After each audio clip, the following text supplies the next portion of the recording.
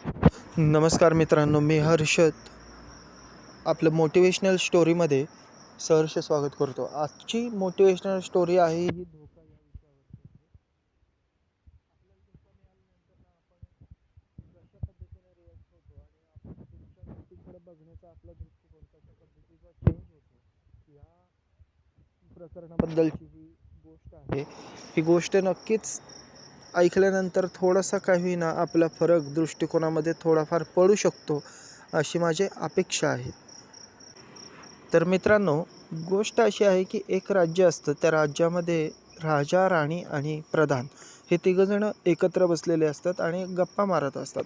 त्या गप्पा मारता मारता राजाच्या मनामध्ये कुतूहलाने एक विषय येतो की आपल्या राज्यामध्ये असं कोणतं जोडपं आहे का की जेणेकरून त्यांच्यामध्ये खूप प्रेम, खूप सामंजस्यपणा आहे. तर त्यावरती प्रधान खूप विचार करून एक उत्तर देतो की बाबा आपल्या राज्यामध्ये एक आहे बरं का असं जोडपं की एक व्यापारी आहे आणि त्या व्यापाऱ्याच्या बायकोवरती, म्हणजे त्याचं स्वतःच्या बायकोवरती आणि त्या बायकोचं त्या व्यापारावरती असं भयानक प्रेम आहे. म्हणजे खूप खूप अतूट असं नातं आहे त्यांचं ते. मग अशा पद्धतीचं गोष्ट ऐकल्यानंतर या दोघांच्या मनामध्ये चिकित्सा निर्माण होते, राजाच्या आणि राणीच्या मनामध्ये. मग त्याची परीक्षा घ्यायची अशा पद्धतीनं तिथं ठरलं जातं. आता त्यांची परीक्षा काय घ्यायची हा एक विचारच असतो, पण त्याच्यामध्ये राजा एक मार्ग काढतो आणि एक राणीची जी दासी असते त्या दासीतर्फे एक निरोप दुपारच्या वेळेला व्यापारापर्यंत पोचवतो. ती दासी त्या व्यापाऱ्याकडे जाते. व्यापारी दुकानामध्ये म्हणजे धंदा करत बसलेला असतो, त्याचं गिऱ्हाईक चालू असतं. गिऱ्हाईक संपतं आणि तो दासीला विचारतो, नेमकं तुमचं काम काय आहे? त्यावेळेला दासी म्हणते, मी तुमच्याशी बोलू कसं? मला बोलताना पण अडखळल्यासारखं होतं आहे, पण बोललं पाहिजे कारण राणीचा आदेश आहे. राणीने असा तुमच्यासाठी आदेश दिलेला आहे की तुम्ही तुमच्या बायकोचा खून करा, मी तुमच्याशी लग्न करते. ही ऑफर राणीने त्या व्यापाऱ्याला दिलेली असते त्या दासीच्या मार्फत. तो व्यापारी ताडकन त्याच्या जागेवरनं उठतो आणि दासीला विनम्रपणाने म्हणतो, राणीसाहेबांना माझा नमस्कार सांगा, परंतु मी माझ्या बायकोची जागा, माझ्या पत्नीची जागा मी कोणालाही देऊ इच्छित नाही आणि मी तिचा अशा पद्धतीनं खून करू शकत नाही. असं बोलून तो दासीला परत जाण्याची विनंती करतो. तर दासी परत राणीकडे येते. राणीकडे आल्यानंतरनं ती राणीला सगळी जी काय हकीकत घडलेली असते ते सगळी सांगते. आता राणीतर्फे ही गोष्ट सगळी राजाला आणि प्रधानाला दोघांनाही समजलेली असते. आता दोघंही जणांच्या तिघांच्या मते आता एक ठराव होतो की बाबा एक राजातर्फे आता एक निरोप हा त्या व्यापाऱ्याच्या पत्नीपर्यंत पोचवायचा होता. आता व्यापाऱ्याच्या पत्नीपर्यंत पोचवण्यासाठी राजा त्याचा जो सेवक असतो त्या सेवकाला सांगतो की बाबा असा असा निरोप आहे. तो सेवक निरोप घेऊन तिथं राणीच्या म्हणजे त्या व्यापाऱ्याच्या बायकोकडे येतो. व्यापाऱ्याची बायको दार उघडते. दार उघडल्यानंतरनं त्याला विचारते, नेमकं तुमचं काम काय आहे? राजाचा जो सेवक असतो तो सेवक त्या पत्नीला सांगतो, आपल्या राज्याचा जो राजा आहे त्या राजाने असं तुमच्यासाठी एक प्रस्ताव ठेवलेला आहे की तुम्ही तुमच्या नवरीचा खून करा, राजा तुम्हाला राणी म्हणून तुमचा स्वीकार करेल. ती एक 5 मिनटं विचार करते आणि ती आज संध्याकाळी तुम्हाला आमच्या घरावरची मशाल ही रात्री 2 ते 3च्या दरम्यान विझलेली असेल असा त्याला संदेश देते. असा त्याला संदेश दिल्यानंतरनं तो संदेश घेऊन राजाकडं तो सेवक परत माघारी येतो. सेवक माघारी आल्यानंतरनं जी काही घटना घडली तिथे म्हणजे ती व्यापाऱ्याची पत्नी तयार असल्याचं राजाला सांगतो, तुमचा प्रस्ताव मान्य केलेला आहे. मग राजा इकडच्या बाजूला एक सैनिकांची पूर्णतः एक तुकडी तयार करतो. त्याच्या घराच्या आसपास बंदोबस्त लावतो.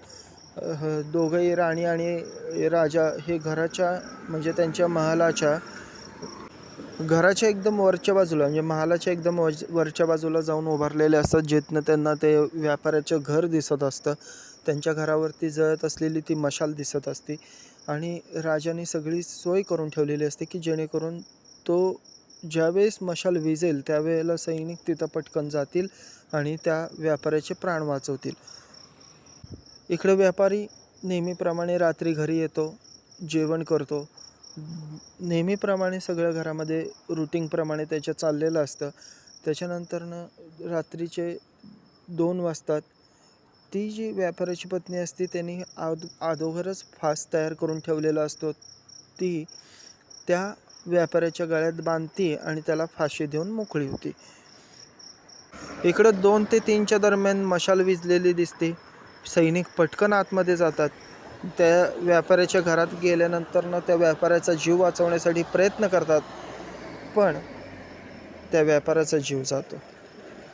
त्या व्यापाऱ्याचा जीव जातो. ती व्यापाऱ्याची पत्नी असते, त्याला अटक केली जाते. तिला कारागृहामध्ये बंदी म्हणून आणलं जातं. त्या व्यापाऱ्यावरती खूप उपचार करून सुद्धा तो वाचला नाही आणि आपल्यामुळं कुणाचा तरी जीव गेला ह्या गोष्टीची सल त्या राजाला आपल्या मनामध्ये सलत असते. तो दुसऱ्या दिवशी सकाळी ज्यावेळेस त्यांची सभा भरते, राज्यसभा भरते त्यांच्या राज्याची, त्यावेळेला तो प्रधानाला बोलवतो आणि प्रधानाला एक आदेश देतो, मी आज राज्याच्या बाहेर थोडंसं जाणार आहे आणि मी संध्याकाळी येईस्तोवर या राज्यामध्ये एकही स्त्री मला जिवंत नको आहे. अशा पद्धतीचा आदेश त्या प्रधानाला देतो आणि राजा तिथनं निघून जातो.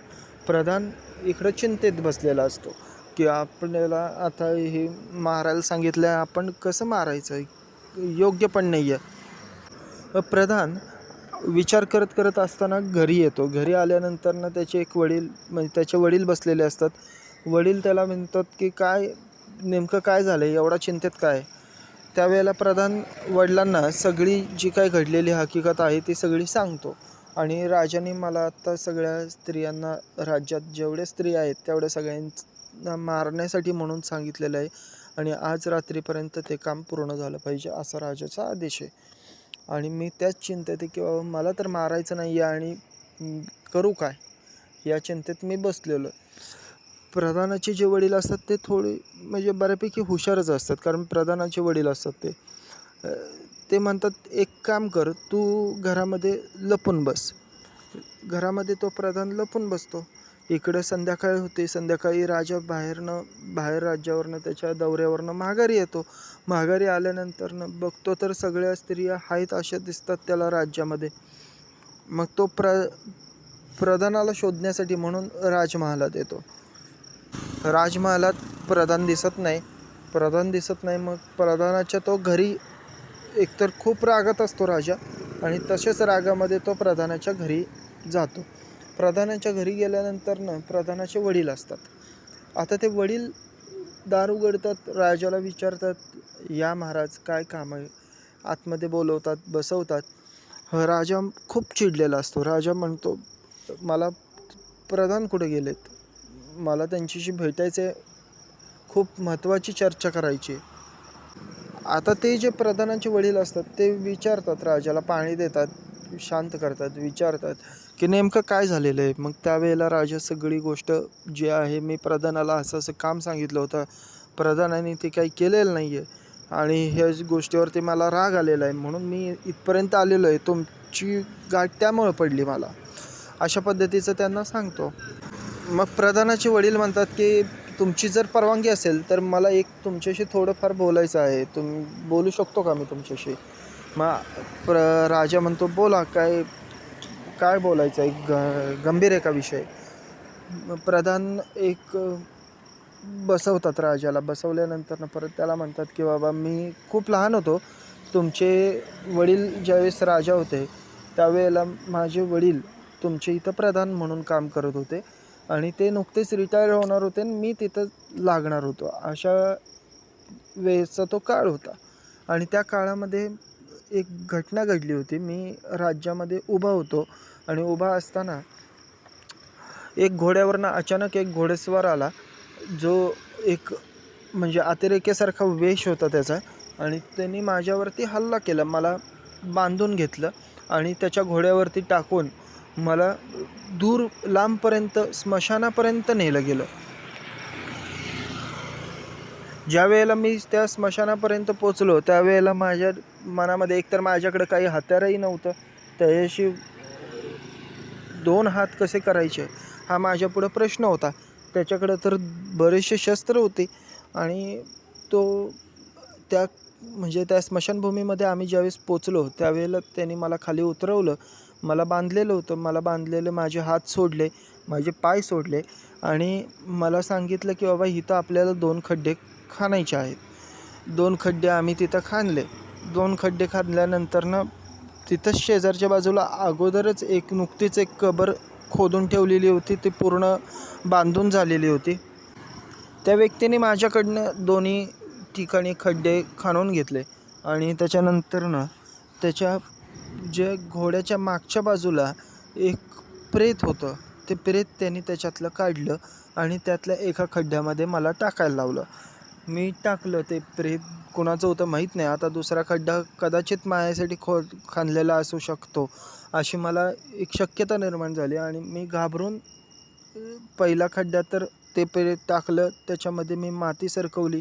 माती सरकवत असताना मग तो जो माणूस होता त्या माणसाने त्याची चेहरा ओपन केला.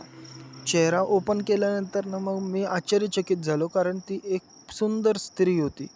सुंदर स्त्री आणि घोड्यावरती हा सगळा प्रश्न माझ्या मनामध्ये प्रश्नाचे काहूर उठलं होतं आणि त्यावेळेला मी त्यांच्याकडे फक्त बघत होतो. त्यावेळेला त्या स्त्रीने तिच्या चेहऱ्यावरचा तो पडदा हटवला आणि मला सांगितलं, घाबरू नको, तुला काही होणार नाही. ते ऐकल्यानंतर मी त्यांना विचारलं की बाबा ही प्रेत कुणाचं आहे. त्यावेळेला त्या स्त्रीने पूर्ण हकीकत सांगितली की बाबा तुमच्या या राज्याचा जो राजा आहे त्याचा एक राजपुत्र होता. त्या राजपुत्राची नजर वाईट नजर ही माझ्यावर होती. मी माझ्या पतीवरती जीवापाड प्रेम करते आणि मी त्याला नाही म्हणले ह्या एका गोष्टीवरनं त्याने माझ्या पतीचा शिरच्छेद केला होता. माझ्या पतीचा शिरच्छेद केल्यानंतरनं त्या राजपुत्राला असं वाटलं होतं की बाबा मी त्याच्याबरोबर लग्न करेल, पण मी त्या पद्धतीनं काही केलं नाही आणि मी त्या राजपुत्राचा खून केलेला आहे आणि तो आत्ता जो पुरलेला आहे तो या राज्याचा राजपुत्र होता. तर मला त्यावेळेला ओळखता आलं नाही. याचं कारण काय होतं, तर ज्या व्यक्तीला मी दफन केलं होतं त्या व्यक्तीचं तिथं मुंडकं नव्हतं त्यावेळेला. त्यामुळं मला ते काही ओळखायला येत नव्हतं. पण त्या स्त्रीने सांगितल्यानंतरनं मग मी त्यांना विचारलं, तुमचा मी जे नवरा आहे त्याचं प्रेत कुठं आहे. त्यावेळेला त्यांनी सांगितलं की बाबा तू आत्ता जिथं कबर खोदली त्याच्या शेजारच्या बाजूला त्या माझ्या नवऱ्याचं प्रेत आहे. तिथं ते दफन केलेलं आहे. त्याच्या शेजारी आता मी माझाही जीव देणार आहे आणि मलाही तुलाच इथं दफन करायचं आहे. मला माहिती आहे तू या राज्याच्या प्रधानाचा मुलगा आहे आणि तू ही गोष्ट राजाला कानावरती घालावी ही माझी इच्छा आहे. मला दफन करून तू इथनं जा. त्या बोलत त्या व्यक्तीने स्वतःचा गळा चिरून घेतला आणि मला नाईलाजास्तव त्या व्यक्तीला तिथं दफन करावं लागलं. मी दफन केलं व्यवस्थित. तिथं बॉड्या दफन झाल्यानंतरनं मी परत राज्यात आलो आणि त्यावेळच्या राजाला तुमच्या वडिलांना मी ही सगळी हकीकत सांगितली. आता हे सगळं मी तुम्हाला सांगण्याचं कारण असं होतं, त्याची व्यापाऱ्याच्या पत्नीने व्यापाऱ्याला जे दिलेला धोका होता त्या धोक्यावरनं तुम्ही अख्ख्या स्त्री जातीला तिथं वाईट म्हणून या दृष्टिकोनातनं बघितलेलं होतं. आता मी जे प्रेम बघितलं ते हे असं प्रेम होतं. हे जे प्रेम आहे ह्या प्रेमाला कुठेही किंमत नाही आहे आणि हे प्रेमाची किंमत ही आयुष्यामध्ये कधीही होऊ शकत नाही आहे. हे दोन्ही वाक्य फार महत्त्वाचे आहेत, कारण कुठेही किंमत नाही आहे हेही वाक्य फार महत्त्वाचं आहे आणि ह्या प्रेमाची किंमतही होऊ शकत नाही आहे हेही वाक्य खूप महत्त्वाचं आहे. तर ही जी आहे, आता ही तफावत ऐकल्यानंतरनं त्या राजाच्या डोळ्यात तोपर्यंत पाणी आलेलं होतं. राजाला त्याची चूक समजलेली होती. तर म्हणण्याचा उद्देश असा आहे मित्रांनो, आपण एखाद्या मुलाला किंवा एखादा मुलगा एखाद्या मुलीला, एखाद्या मुलीवरनं अख्ख्या त्या एखाद्या मुलीने दिलेला धोका, याच्यावरनं सगळीच मुली धोका देतात किंवा सगळीच मुलं धोका देतात. अशा पद्धतीनं काहीही नसतं. जीवनात प्रत्येक व्यक्ती ही वेगळ्या प्रकारची आहे, वेगळ्या समुदायाची आहे, वेगळ्या विचाराची आहे आणि त्या पद्धतीनं ती वागत असते. आपण कुठपर्यंत तो सहन करायचा किंवा ती धोका देते हे आपल्याला ओळखता येणं हे गरजेचं आहे वेळीच्या वेळी. आणि म्हणून आजची ही कथा आहे. ह्या गोष्टीमधनं धोका देणारी व्यक्ती ही कायम धोकेबाज असते, पण जी प्रेम करणारी व्यक्ती असते ती आपली या धोका देणाऱ्या व्यक्तींमुळं दूर होऊ शकते. ती दूर होऊ नये यासाठी ही गोष्ट आहे. तर गोष्ट कशी वाटली हे नक्की सांगा आणि तुमचं लाईक, शेअर आणि सबस्क्राईब करायला विसरू नका. धन्यवाद.